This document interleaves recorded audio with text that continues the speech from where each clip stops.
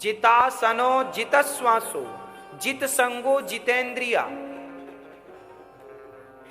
स्त्रियों को कभी भी पुरुषों के साथ नहीं रहना चाहिए और पुरुषों को कभी भी स्त्रियों के साथ नहीं रहना चाहिए, क्योंकि कितना भी बड़ा साधु हो, कितना भी बड़ा साधु हो, को न कुसंगति पाए न साही। कुसंग पाकर किसकी बुद्धि नहीं बिगड़ गई? नाम तो बताओ। इसलिए भागवत में ये लिखा है, मात्रा स्वस्त्रा दुहित्रा वा ना विविक्ता सनो भवेत बलवान इंद्रियग्रामो विद्वान समपि कर्षति। अकेले में अपनी माँ के साथ भी नहीं रहना चाहिए, अकेले में अपनी बेटी के साथ भी नहीं रहना चाहिए, और अकेले में अपनी बहन के साथ भी नहीं रहना चाहिए। अकेले में, एकांत में, एक ही कमरे में, अकेले माँ के साथ। जवान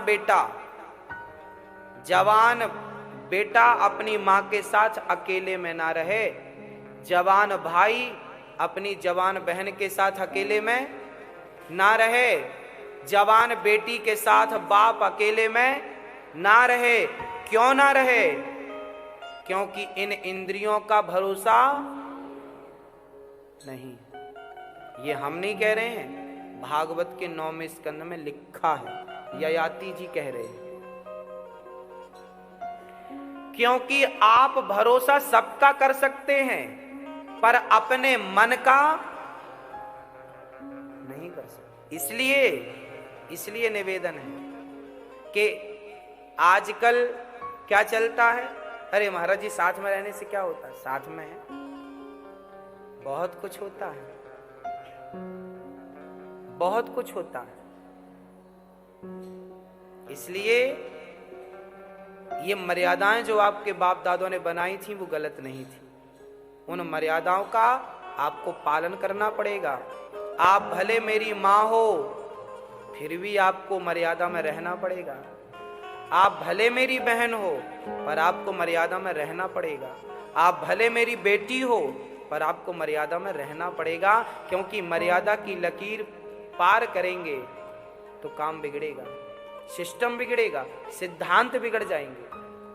क्योंकि आपका भरोसा है, मेरा भरोसा है, इंद्री का भरोसा नहीं है, मन का भरोसा नहीं है।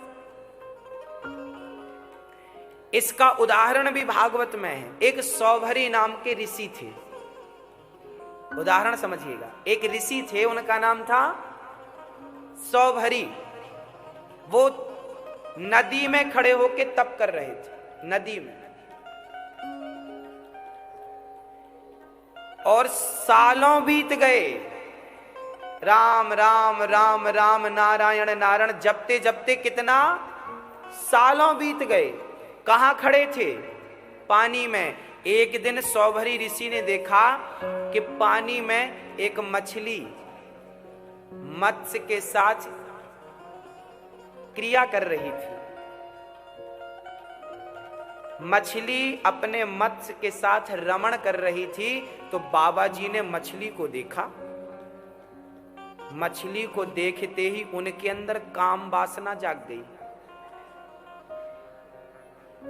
फिर उन्होंने 50 शादियां की, लिखा है।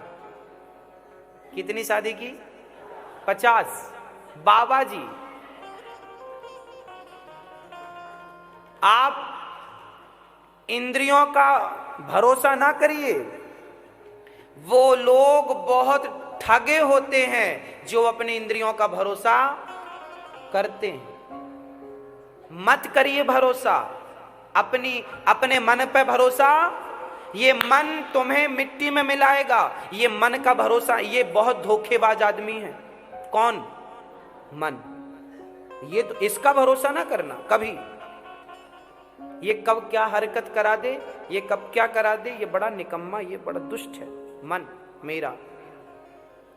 सौभरी जी ने 50 शादियां करी, उसके बाद उनके अंदर वैराग्य हुआ। फिर सब छोड़ छाड़ के भगवान की भक्ति में लगे। अंत में उन्हें भगवान मिले। पर बीच में शुरुआत तो अच्छी थी, अंत भी अच्छा हुआ, बीच में थोड़ा सिस्टम बिगड़ गया। किस लिए बिगड़ा? एक मछली को देखने से बिगड़ गया। तो बड़े बड़े लोगों की बुद्धियां बिगड़ जाती हैं देखने। इसलिए हम लोग कथा में कहते हैं कि हमारी बहनों को अच्छे से कपड़े पहनना चाहिए। कई बार बहनों को बुरा भी लगता, बाबा जी आप क्या कह रहे हो, कपड़ों से क्या लेना देना है। नहीं नहीं नहीं, तुम ठीक हो बेटा, अपनी जगह तुम ठीक हो, तुम्हारा कुछ नहीं बिगड़ेगा, पर तुम्हें जो देखेगा उसका बिगड़ेगा, तुम्हारा नहीं बिगड़ेगा। तुम तो कुछ भी पहन लो, तुम्हारा नहीं बिगड़ेगा। जो तुम्हें देखेगा, साधु की साधुता बिगड़ सकती है तुम्हें देख के,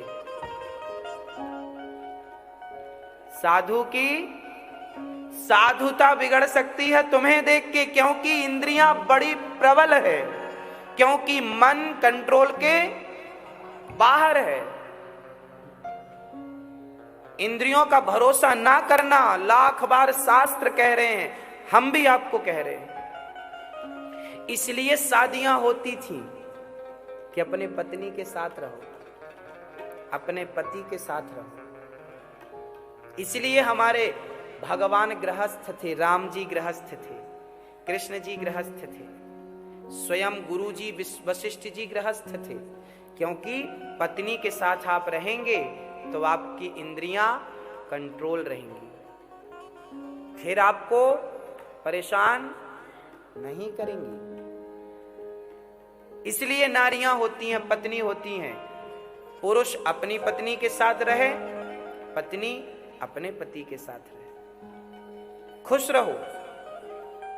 इसलिए ये रिश्ते बनाए गए हैं, शादी करी गई हैं, पति पत्नी है, प्यारा रिश्ता है ये।